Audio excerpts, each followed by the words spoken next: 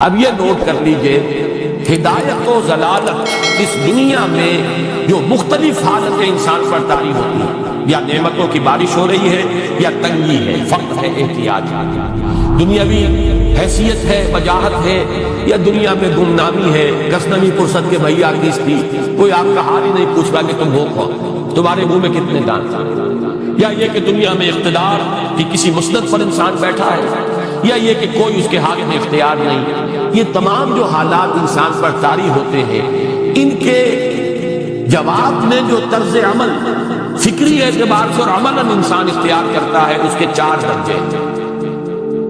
پہلا درجہ ہے انتہائی گمراہی، ضل ضلالا بعیدا۔ وہ کیا ہے؟ اگر عزت ہوئی، نعمتیں ملی، فلاں دیوی یا دیوتا کی نگاہ کرم ہے، اس کی کرپا سے یہ ہو گیا، اور اگر کوئی تکلیف آ گئی، مصیبت آ گئی، معلوم ہوتا ہے کہ فلاں دیوی یا دیوتا ہم سے ناراض ہے، یہ کالی دیوی کی طرف سے کوئی مصیبت آ گئی ہے، یا یہ کہ یہ لکشمی دیوی کی نگاہ کرم ہے کہ ہمیں دولت مل گئی ہے۔ یہ تو ہے شرک۔ شرک ہونے کے اعتبار سے یہ ہے ضل ضلالا بعیدا، انتہائی پستی۔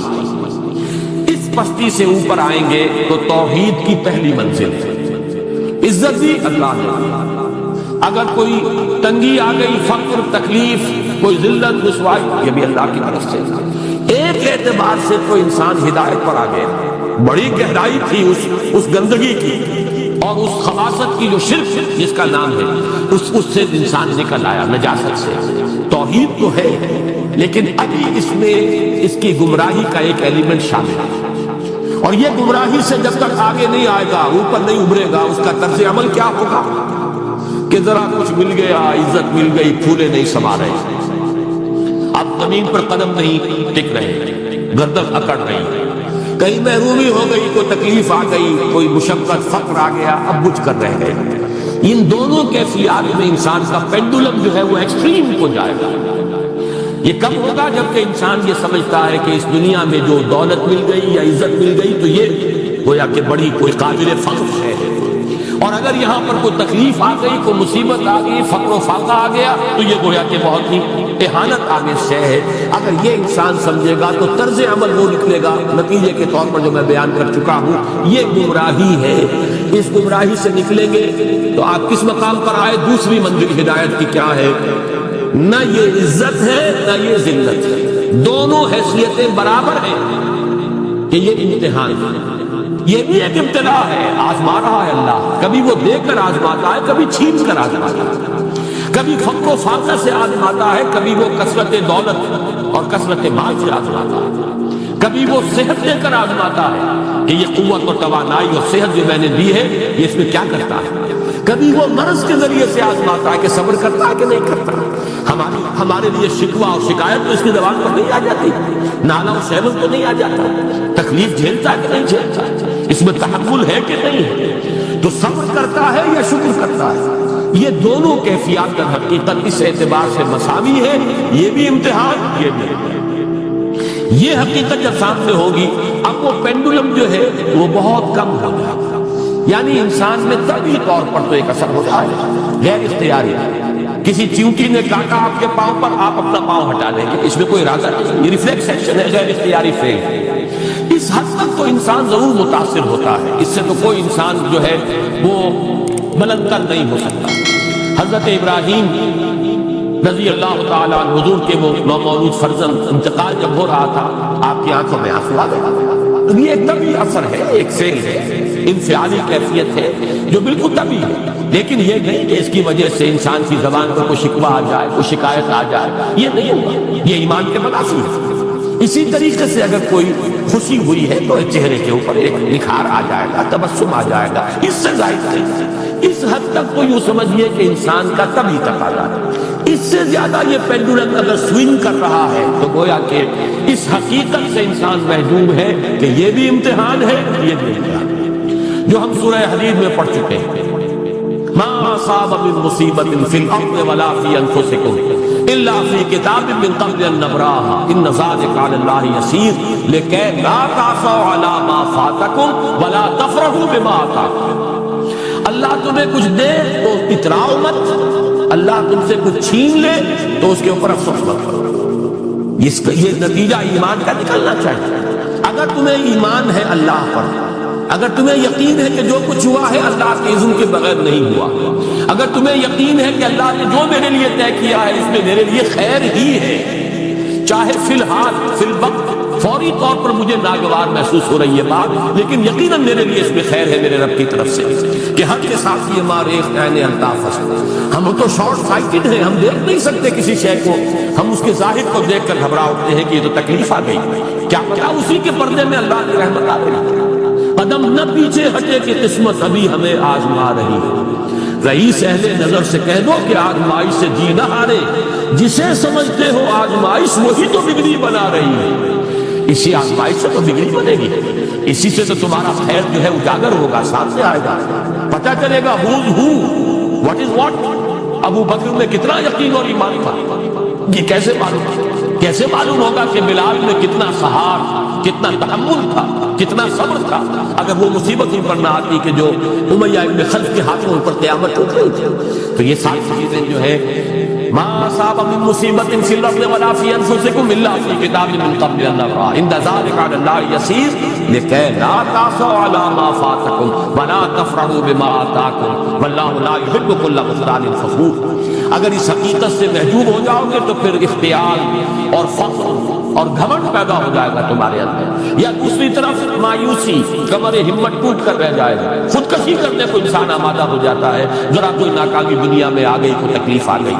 یہ ہے در حقیقت تیسری منزل، ہدایت کی دوسری سیڑھی۔ پہلا کیا تھا؟ رہا ضل ضلالا بعیدا، کوئی خیر مل گیا تو کسی دیوی کی نگاہ کرم، کوئی تکلیف آ گئی تو کسی دیوتا کی ناراضگی، یہ تو ہے ضل ضلالا بعیدا۔ اس سے اوپر آئے، یہ پہلی سیڑھی ہدایت کی ہے، عزت ہے تو اللہ کی طرف سے، اور اگر کوئی ذلت ہے، تنگی ہے تو اللہ کی طرف سے۔ یہ ہدایت کا آغاز ہو گیا، یہ توحید کی بنیادی منزل۔ اس سے اگلی منزل، یہاں کی ذلت نہیں، یہاں کی عزت ہے۔ ذالک یوم التغابن، ہار اور جیت کے فیصلے کا دن تو قیامت کا دن ہے۔ وہاں معلوم ہوگا جس کو اس روز عزت ملی وہ عزت والا ہے، جو اس روز ذلیل ہو گیا وہ ذلت والا ہے۔ یہ تو امتحان ہے، دارالامتحان ہے۔ خلق الموت والحیات لیبلوکم ایکم احسن عملا، یہ تو دارالامتحان ہے، امتحان ہونے کے ناطے دونوں برابر ہیں۔ اس سے اوپر ہے ایک چوتھی منزل، ہدایت کی تیسری منزل۔ وہ کیا ہے؟ عام طور پر انسان یہ سمجھتا ہے کہ یہ جو آزمائش ہے تنگی کی اور فقر و فاقہ کی، یہ سخت آزمائش ہے، اور نعمتوں کی بارش ہو تو یہ آسان آزمائش ہے۔ یہ بھی ابھی گمراہی کا ایک پرت جو ہے اس کی باقی ہے۔ ابھی ہدایت کا جو کامل جو ہوگا انکشاف وہ کب ہوگا؟ جب انسان اس حقیقت کو جان لے کہ جہاں وسعت ہو، جہاں کثرت ہو، وہ زیادہ بڑا امتحان ہے، سخت امتحان ہے، بجائے اس کے کہ اگر قلت ہے، کمی ہے، یہ کم تر امتحان ہے، یہ کم بھاری امتحان ہے۔ کیوں؟ کہ اگر آپ کے پاس کثرت ہے آپ کے اندر غفلت پیدا ہو جائے گا، کثرت کا لازمی نتیجہ غفلت ہے، اور اگر قلت ہے، بمشکل گزارا ہو رہا ہے تو اللہ یاد رہے گا، راتوں کو گن گنائے گا۔ آسائش میں اللہ کو بھول جانا زیادہ ممکن ہے بلکہ متوقع ہے، اور تکلیف میں اللہ کا یاد آنا زیادہ متوقع ہے۔ اس میں انسان فریاد کرتا ہے، اللہ سے دعا کرتا ہے، تو کون سی چیز نتیجے کے اعتبار سے بہتر ہوئی؟ معلوم ہوا یہ امتحان جسے آپ ہلکا سمجھ رہے ہیں یہ سخت ہے۔ اگر اصل کامیابی قیامت کی اور آخرت کی ہے تو یہ امتحان زیادہ سخت ہے بنسبت اس امتحان ہے، اگرچہ اس امتحان کی بھی ایک آخری شکل ہے جس کے بارے میں حضور نے فرمایا کاد الفقر و یکون کفرا، لیکن عام حالات میں یہ سمجھ لینا چاہیے کہ یہ بھی امتحان، یہ بھی امتحان ہے۔ لیکن اگر تنگی ہے اس کے لیے بھی حدیث بڑی پیاری ہے، حضور نے فرمایا ما قل و کفا خیر مما کثر و الہا، اگر کم ہو لیکن کفایت کرتا ہے، ضرورت پوری ہو گئی، پیٹ کو جتنا درکار تھا جسم اور جان کا رشتہ برقرار رکھنے کے لیے اتنا مل گیا، نہیں کوئی کئی کورسز کے ڈنر کھائے ہیں، نہیں کوئی اس کے اندر جو ہے لذت ہے، لیکن یہ کہ بنیادی ضرورت پوری ہوئی کہ دارالخلافہ سے اشرفیوں کی ایک تھیلی لے کر ایک شخص آتا ہے کہ یہ خلیفہ نے آپ کو ہدیہ بھیجا ہے، نذرانہ ہے، اس پر رو پڑا اور یہ عرض کیا بارگاہ خداوندی میں، پروردگار میں اس آزمائش کے قابل نہیں، یہ آزمائش کہیں سخت ہے،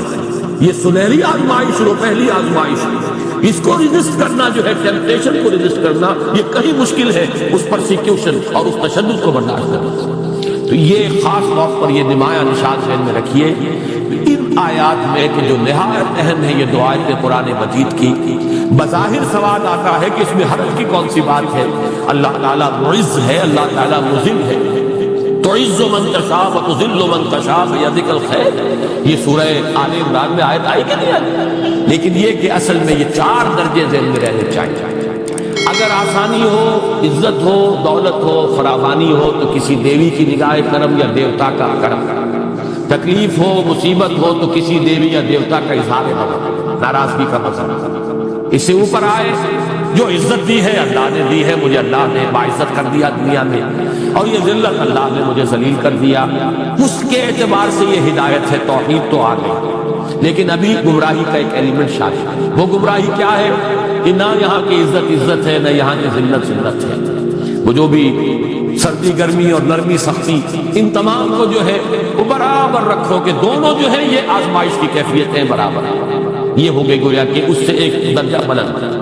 ابھی اگر ذہن میں آپ کے یہ ہے کہ یہ فراوانی اور دنیا میں نعمتوں کی بارش اگر ہو رہی ہو تو اس کو سمجھنا کہ یہ ہلکی آزمائش ہے، اور اگر فقر و فاقہ ہو، تنگی ہو، گمنامی ہو اور دنیا کے میں کوئی حیثیت اور اہمیت حاصل نہ ہو تو یہ گویا کہ زیادہ سخت امتحان ہے، تو ابھی گویا کہ گمراہی کا ایک ایلیمنٹ موجود ہے۔ تو ایک ایمان ہے انٹلیکچوئلز کا، صدیقین کا، جن کو قرآن کہتا ہے اولو الالباب الذین یعقلون، ان فی خلق السماوات والارض واختلاف اللیل والنہار لآیات لأولی الالباب، ہوش مندوں کے لیے، عقل مندوں کے لیے، غور و فکر کرنے والوں کے لیے، اصحاب دانش و بینش کے لیے ہماری کائنات میں ہماری نشانیاں ہیں، غور کرو اور ہمیں پہچانو، خود اپنے اندر جھانکو اور ہمیں پہچانو، اور ہماری یہ آیات جو ہے ہمارے کلام کی، اس کی آیات جو ہیں ان میں وہ ایمان رچا بسا ہوا ہے، ان پر غور کرو، غوطہ زنی کرو۔ قرآن میں ہو غوطہ زن ہے مرد مسلمان، یہ ہے ٹاپ کا ایمان، یہ ہے اصل وہ ایمان یہ جو مطلوب ہے۔ اب باقی حضرات جو ہیں ان کے قریب رہیں گے، ایمان حاصل کر لیں گے، اور جو اعمال اللہ نے بتائے ہیں ان پر عمل کرتے رہیں گے، ایمان۔ اب دوسری بات کی طرف آئیے، نفاق سے کیسے بچا جائے، اس کے لیے بھی تین عمل ہیں۔ پہلی چیز اور دو چیزیں تو وہ ہیں کہ جو سورہ منافقون ہی کے دوسرے رکوع میں بیان ہوئی۔ پریونشن کیسے ہوگی، بچو گے کیسے؟ دوام ذکر، اللہ کو یاد رکھو۔ یا ایھا الذین آمنوا لا تلہکم اموالکم ولا اولادکم عن ذکر اللہ ومن یفعل ذلک فاولئک هم الخاسرون۔ دل کو غفلت میں مت آنے دو، دل غافل ہوگا شیطان کا ڈیرا بن جائے گا۔ وہ دوام ذکر میں، البتہ یہ ذہن میں رکھیے کہ دوام ذکر کا ذریعہ کیا ہے، اس میں مبالغے ہیں لوگوں کو۔ جو سب سے بڑا ذکر ہے اس کو بھولے ہوئے ہیں، اور جو تیسرے چوتھے نمبر کا ذکر ہے اس کو سمجھ بیٹھے ہیں کہ بس یہی ذکر ہے۔ سب سے بڑا ذکر، مجسم ذکر قرآن ہے۔ الذکر انا نحن نزلنا الذکر وانا له لحافظون۔ وہ الذکر کون سا ہے؟ قرآن۔ اسی کو فرمایا، میں نے وہ آیت سنائی تھی کہ لوگ تنزیہ کہتے تھے، یا ایھا الذی نزل علیہ الذکر انک لمجنون۔ حضور سے مخاطب ہو کہتے ہیں فلاں جس کے اوپر کے اس کے خیال کے مطابق ذکر نازل ہوا ہے، ہم تو تمہیں پاگل سمجھتے ہیں۔ وہاں بھی لفظ کیا ہے؟ الذکر۔ معلوم کیا ہوا؟ انا انزلنا الیک الذکر لتبین للناس ما نزل الیہم، یہ الذکر ہے۔ تو اس سے بڑا ذکر کوئی نہیں۔ تلاوت قرآن، تدبر قرآن، غور و فکر قرآن کا، قرآن کو یاد کرنا، اس پر میرا کتاب چاہے مسلمانوں پر قرآن مجید کے حقوق، اب تو یہاں شاید کوئی کتاب موجود نہیں رہی ہے، اگر آپ کو ضرورت ہوتی ہے پاکستان سے منگا لیتے ہیں، ہر شے پڑھیے، انشاءاللہ آ جائے گی چیز۔ نمبر دو، ذکر کیا ہے؟ اقیم الصلاۃ لذکری، نماز کو قائم کرو میری یاد کرو۔ یہ ذریعہ ذکر میں وہ تو ہے مجسم ذکر، اور یہ ذریعہ ذکر میں سب سے اہم ہے۔ یہ عملی ذکر بھی ہو رہا ہے اور قولی بھی ہو رہا ہے۔ سورہ فاتحہ پڑھی آپ نے، قرآن شریف کی کچھ آیات پڑھی، پھر رکوع کیا۔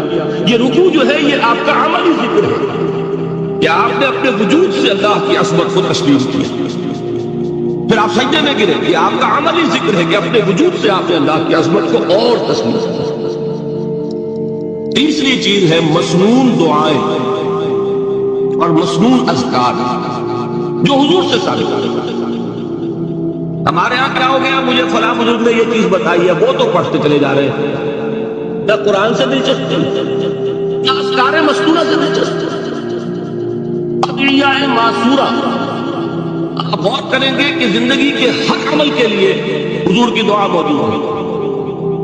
صبح اٹھے دعا ہے، آنکھ کھلتے بیت الخلاء میں داخل ہونے لگے دعا ہے، نکلے دعا ہے، وضو کرنے بیٹھے دعا ہے، فارغ ہوئے دعا ہے، مسجد کے لیے گھر سے نکلے دعا ہے، مسجد میں داخل ہوئے دعا ہے، مسجد میں تو ہے ہی ذکر، نماز ہے، تلاوت ہے، باہر نکلے دعا ہے، گھر میں داخل ہونے لگے پھر دعا ہے، سواری پر سوار ہو رہے ہیں دعا ہے، اتر رہے ہیں دعا ہے، شیشہ دیکھ رہے ہیں دعا ہے، کپڑے پہن رہے ہیں دعا ہے۔ زندگی کا کوئی عمل نہیں یہاں تک کہ جو تعلق زر و شو ہے، جس کو کہ خالص حیوانی بات سمجھا جائے گا، اس کے لیے بھی دعا ہے۔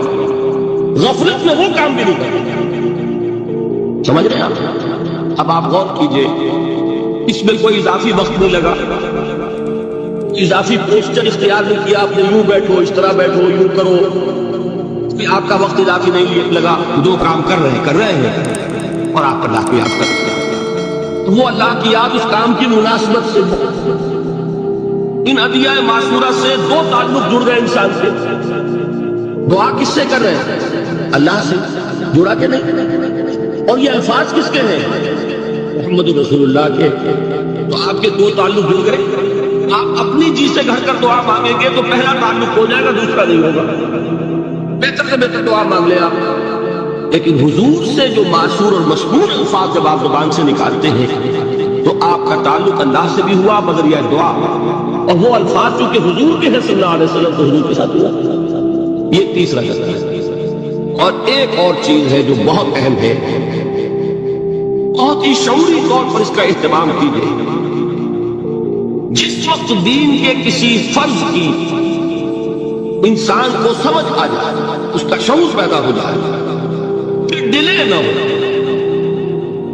ذرا سا ڈیلے جو ہے اس پر عمل کرنے میں، یہ در حقیقت نفاق کو جڑ پکڑنے کا موقع دیتا ہے۔ امیڈیٹ ایکشن، ایک بات سمجھ میں آ گئی، فوراً عمل۔ اس میں شیطان کیا کرتا ہے؟ ذرا ٹھہر جاؤ، ابھی دیکھو یہ فرض ہے، یہ ذمہ داریاں ہیں، یہ کرنا ہے، اور پھر لگا دینا اپنے آپ کو۔ بہت سے لوگ کہتے ہیں بس ریٹائرمنٹ کے بعد تو سارا میں دین کے لیے وقت کر دوں گا۔ اول تو خدا کے بندے تمہارے اندر رہ کیا جائے گا ریٹائرمنٹ کے بعد؟ سارا تو کھپ چکو گے، رہ کیا جائے گا؟ دوسرے یہ بھی جان لیجئے، یہ کار دنیا کسے تمام نہ کر، ریٹائرمنٹ کے بعد کون فارغ ہو جاتا ہے؟ بیٹوں بیٹیوں سے فارغ ہوئے تو پوتے پوتیاں موجود ہیں، نواسے نواسیاں موجود ہیں، کبھی بھی وہ بوجھ ختم نہیں ہوتا زندگی کا۔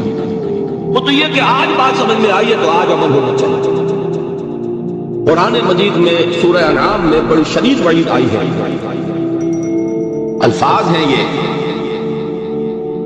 وَنُقَلِّبُ أَفْئِدَتَهُمْ وَأَبْصَارَهُمْ كَمَا لَمْ يُؤْمِنُوا بِهِ أَوَّلَ مَرَّةٍ۔ انسان پر حقیقت انکشاف کی بات ہے، فوراً تسلیم کرے، کسی مصلحت کی وجہ سے، کسی بزدلی کی وجہ سے، کسی لالچ کی وجہ سے، کسی اپنی سیادت یا قیادت کی وجہ سے، کیسے مان لوں؟ لوگ کہیں گے کہ یہ نیچے ہو گیا، وہ اونچا ہو گیا، جس کی بات مانی، کسی وجہ سے رک گئے، تو اللہ تعالیٰ اندر سے وہ جو استعداد ہے حق کو پہچاننے کی، وہ سلب کر دیتا ہے۔ وَنُقَلِّبُ أَفْئِدَتَهُمْ وَأَبْصَارَهُمْ، ہم الٹ دیں گے ان کے دلوں کو بھی اور ان کی آنکھوں کو بھی، کیوں؟ كَمَا لَمْ يُؤْمِنُوا بِهِ أَوَّلَ مَرَّةٍ، اس لیے کہ وہ پہلی مرتبہ جب انکشاف حق ہوا ہے وہ ایمان نہیں لایا۔ اس کا میں ایک واقعہ آپ کو سنانا چاہتا ہوں کہ کس طرح صحابہ کرام پر بھی وقتی طور پر یہ واقعہ اگر صحابہ کرام کا نہ ہوتا تو یہ حقائق سمجھ میں نہ آتے۔ غزوہ تبوک کے موقع پر یہ میں جملہ انکمپلیٹ رہ گیا، ضعف ایمان کا حملہ ہو جاتا تھا کہ یہ کہ اے جاہلوں، اے نادانوں، اے حرص و ہوا کے بندوں، ایک بات ذرا نوٹ کر لیجیے کہ لفظ جاہل جب ہم اردو میں بولتے ہیں اس کا مفہوم کچھ اور ہے، بلکہ وہ میرے نزدیک نسبتاً ہلکا، عربی میں یہ لفظ اس سے کہیں زیادہ ثقیل معنی ہے۔ اردو میں ہم جاہل کہتے ہیں اس شخص کو جو پڑھا لکھا ہے، عربی میں ہو سکتا ہے کہ کوئی شخص بہت بڑا عالم ہو پھر جاہل ہو۔ جاہل کا لفظ عربی میں آتا ہے ایک ایسے شخص کے لیے جو خواہشات سے مغلوب ہے، جذبات سے مغلوب ہے، شہوات سے مغلوب ہے۔ ایک تو وہ شخص ہے کہ جو اپنی عقل سے راستہ دیکھ رہا ہے اور چل رہا ہے، اور ایک وہ شخص ہے کہ جو اندھا بہرا ہو کر خواہشات کے پیچھے لگا ہوا ہے، جو جذبات کا غلام بن گیا، جو شہوات کی بندگی کر رہا، وہ جاہل ہے۔ تو در حقیقت عربی زبان میں عالم کے مقابلے میں جاہل نہیں، بلکہ جاہل ہے عاقل کے مقابلے۔ ایک وہ شخص ہے کہ جس کی زندگی میں عقل، اس کی سوجھ بوجھ، اس کے شعور کو اپر ہینڈ حاصل ہے، جذبات اس کے نیچے۔ اور ایک شخص وہ ہے کہ جس کے جذبات بالا تر ہے اور عقل اس کے نیچے دب گئی ہے، وہ شخص جو ہے وہ عاقل کے مقابلے میں جاہل ہے۔ تو یہاں کہا جا رہا ہے جاہلوں، اے حرص و ہوا کے بندوں، اے خواہشات کے غلاموں، کیا تم مجھے بھی یہ حکم دے رہے ہو کہ میں اللہ کے سوا کسی اور کی بندگی کروں؟ وَلَقَدْ أُوحِيَ إِلَيْكَ وَإِلَى الَّذِينَ مِن قَبْلِكَ، اور اے نبی دیکھ لیجئے آپ کی طرف بھی وحی کی جا چکی ہے، لَإِنَّ أَشْرَكْتَ لَيَحْبَطَنَّ عَمَلُكَ وَلَتَكُونَنَّ مِنَ الْخَاسِرِينَ۔ اگر بالفرض، میں پھر بالفرض کا اضافہ کر رہا ہوں، اگر بالفرض آپ نے بھی شرک کیا تو سارے اعمال آپ کے بھی حق ہو جائیں گے اور آپ بھی خسارہ پانے والوں میں سے ہو کر رہیں گے۔ وَلِلَّهِ فَاعْبُدْ وَكُن مِّنَ الشَّاكِرِينَ، بس صرف ایک اللہ ہی کی بندگی کیجئے اور شکر کرنے والوں بندوں میں سے ہو جائیں گے۔ یہ اس سورہ زمر کی چند آیات میں نے آپ کو سنائی ہیں، یہ میرے نزدیک اس موضوع پر انفرادی سطح پر جو توحید عملی کا تقاضا ہے، یعنی عبادت رب اس حال میں کہ اطاعت کو اس کے لیے خالص کر دیا گیا، اس موضوع پر یہ قرآن مجید کا ضربہ سلام۔ اس سے ذرا آگے آئیے سورہ مومن میں اسی عبادت کا ایک ایسوٹیرک ایلیمنٹ ہے، ایک تو ایکسوٹیرک ایلیمنٹ ہے جو نظر آتا ہے۔ آپ نے اللہ کے حکم کے مطابق کوئی عمل کیا، دیکھنے والوں کو نظر آ جائے گا۔ آپ نے کوئی اور کسی چیز سے احتراز کیا، بچے اس لیے کہ وہ حرام ہے، لوگوں کو معلوم ہو جائے گا۔ آپ کسی محفل میں ہیں جس میں شراب نوشی ہو رہی ہے، ہمارے بہت سے لوگوں کو اس کا تجربہ ہوتا ہے، باہر جاتے ہیں، کوئی ایسی پارٹی ہے کہ وہاں شراب سرو ہو رہی ہے اور آپ نہیں پی رہے، تو لوگ اب آپ سے پوچھتے ہیں کہ آپ کیوں نہیں پی رہے، کیا وجہ ہے، اور آپ کہتے ہیں کہ یہ ہمارے دین میں حرام ہے۔ یہ گویا کہ ایک ظاہری عمل ہو گیا، آپ کی بندگی کا ظہور ہوا، اس کا اظہار ہوا۔ ایک اسی بندگی کا ایسوٹیرک ایلیمنٹ ہے جو اندر ہی اندر ہوتا ہے، وہ ہے اللہ سے دعا۔ اور اصل میں دعا جان لیجئے، ایک دعا تو وہ ہے جو ہم کرتے ہیں ہاتھ اٹھا کر اور مانگتے ہیں، پھر وہ دعا جو باجماعت ہوتی ہے، یہ تو ظاہری ایک دعا عمل ہے جو نظر آ گیا۔ اصل دعا وہ ہے تضرعا وخیفا، وہ جو انسان دون الجہر من القول، زبان ہلائے بغیر دل ہی دل میں جو اللہ کو پکار رہا ہوتا ہے، اللہ سے استدعا کرتا ہے، اللہ سے ہم کلام ہوتا ہے، اللہ کے سامنے اپنی خطاؤں کا اقرار کرتا ہے، یہ جو اندر ہی اندر کی سرگوشی ہے، اس کو حضور صلی اللہ علیہ وسلم نے عبادت کا لب لباب اور عبادت کا جوہر قرار دیا۔ فرمایا الدعاء هو العبادہ، الدعاء مخ العبادہ، دعا ہی تو عبادت کا جوہر ہے۔ یہ دعا ہی تو اصل میں مخ کہتے ہیں اپنی زبان میں ہڈی کا جو گودا ہوتا ہے، اس کو اصل میں جو گودا ہے اس کا جو جوہر ہے وہ در حقیقت دعا ہے۔ تو اب اسی توحید عملی کا ایک دوسرا تقاضا یہ ہوگا کہ کبھی بھی انسان اللہ کے سوا کسی اور کو نہ پکارے، اور نمبر دو یہ کہ اس کا یہ پکارنا جو ہے، دعا کرنا جو ہے اپنے پروردگار سے، یہ بھی مخلصین لہ الدین، اس کے لیے اپنی اطاعت کو خالص کرتے ہوئے، اس لیے کہ اگر آپ اطاعت میں شرک کر رہے ہیں تو اللہ سے دعا کرنے کا منہ ہی نہیں، کس منہ سے اللہ کو پکار رہے ہیں، جبکہ آپ نے اللہ تعالیٰ کے ساتھ وہ توحید فی العبادت کا تقاضا پورا نہیں کیا۔ آپ اللہ کے ساتھ اور ہستیوں کی بھی پوجا کر رہے ہیں، آپ نے اللہ کے ساتھ کچھ اور ہستیوں کو بھی مطاع بنایا ہوا ہے، اور تو کیا آپ نے نفس کو متاع بنایا ہوا ہے، آپ نے دولت کو محبوب بنایا ہوا ہے اللہ سے بڑھ کر، تو کیا وہ ہے آپ کا کہ آپ اللہ سے ہم کلام ہو؟ لہذا در حقیقت یہ اندر کی جو اصل دعا ہے یہ وہی شخص کر سکے گا، اور اسی کا دل لگے گا اس میں کہ جو اپنی جگہ پر یہ احساس رکھتا ہو کہ میں نے اللہ کی بندگی کی ہے خالصتاً، اسی کی بندگی تمام بندگیوں سے آزاد ہو کر، تبھی اللہ سے دعا انسان صحیح معنی میں کرتا ہے۔ تو اس سورہ مبارکہ میں ایک سے زائد مرتبہ یہ مضمون آیا ہے فَادْعُوا اللَّهَ مُخْلِصِينَ لَهُ الدِّينَ، بس دعا کیا کرو اللہ سے، پکارا کرو اللہ کو، لیکن شرط اس کے ساتھ ہے مخلصین لہ الدین، اس کے لیے اپنی اطاعت کو خالص کرتے ہوئے۔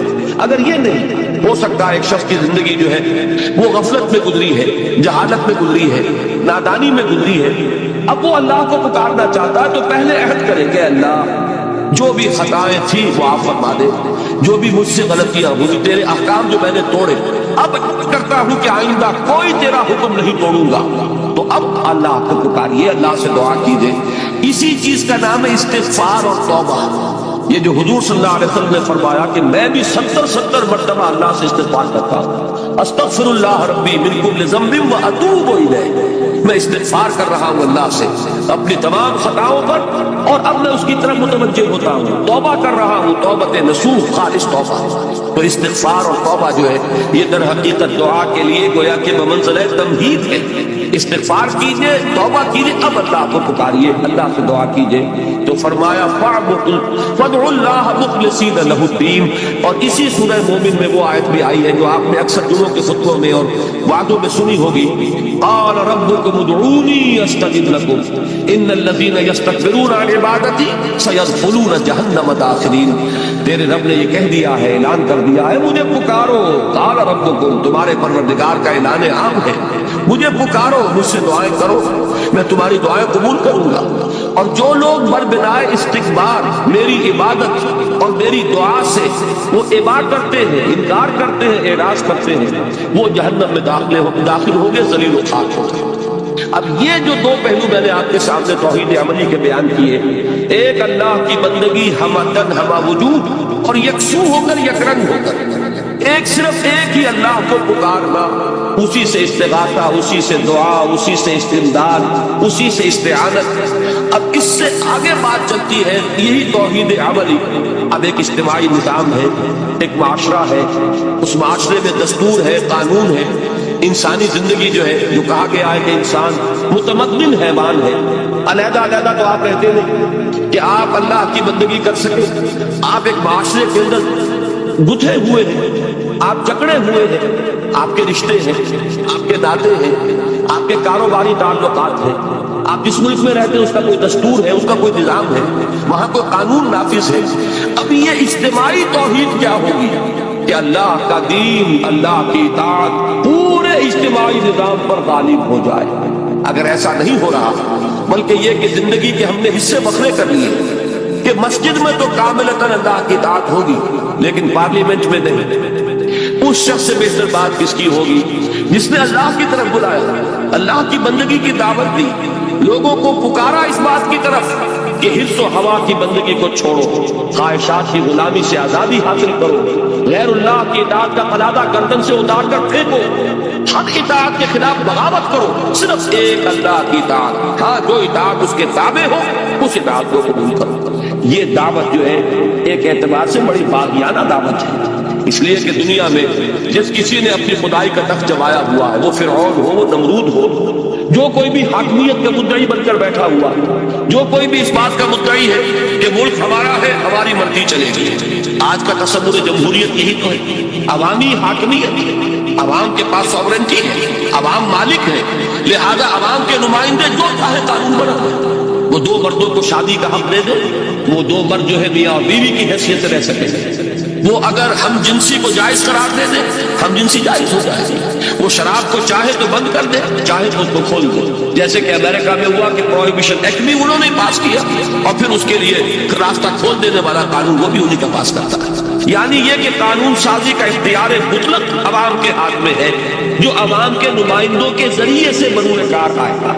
اگر یہ ہے تو یہ بھی بغاوت، اللہ سے بغاوت، اللہ کی حاکمیت کے خلاف اعلان جنگ۔ اب اس کے خلاف بغاوت، یہ ہے دعوت بندگی رب، اللہ کے بندے بنو، ہر اطاعت سے، ہر غلامی سے، ہر چاہے وہ اپنے نفس کی ہو، اپنے خواہشات کی ہو، یا کسی مدعی حاکمیت کی ہو، جس کی بھی اطاعت اللہ کی اطاعت سے آزاد ہے، اس سے اپنے آپ کو آزاد کرو۔ اقبال نے اسی کو کہا تھا بڑے خوبصورت انداز میں، یہ ایک سجدہ جسے تو گراں سمجھتا ہے، ہزار سجدوں سے دیتا ہے آدمی کو نجات۔ صرف ایک اللہ کا بندہ بننا کتنی بندگیوں سے نجات دلانے والی شے ہے، لیکن اس کے لیے بڑی ہمت اور بڑی جرأت کی ضرورت ہے، بڑی استقامت کی ضرورت ہے۔ اسی لیے اسی سورہ حامیم السجدہ میں فرمایا ہے ان الذین قالوا ربنا اللہ ثم استقاموا تتنزل علیہم الملائکۃ الا تخافوا ولا تحزنوا وابشروا بالجنۃ التي كنتم توعدون۔ جو لوگ یہ کہیں کہ ہمارا رب اللہ ہے، پھر اس پر تھک جائے، اس پر استقامت دکھائے، اس پر وہ ہم ٹھوک کر کھڑے ہو جائے، اس کے خلاف کسی بات کو تسلیم کرنے کے لیے تیار نہ اپنے نفس کی، نہ کسی اور کی، نہ داخل سے نہ خارج سے، تو یہ وہ لوگ ہیں جن پر فرشتوں کا نزول ہوتا ہے کہ نہ کوئی غم کھاؤ، نہ کوئی رنج اور افسوس کا کو قریب آنے دو، خوشیاں مناؤ اس جنت کی جس کا تم سے وعدہ کیا گیا تھا۔ یہ کون لوگ ہیں؟ شرط صرف ایک، جو یہ کہے کہ ہمارا رب اللہ ہے، پھر اس پر جم جائے۔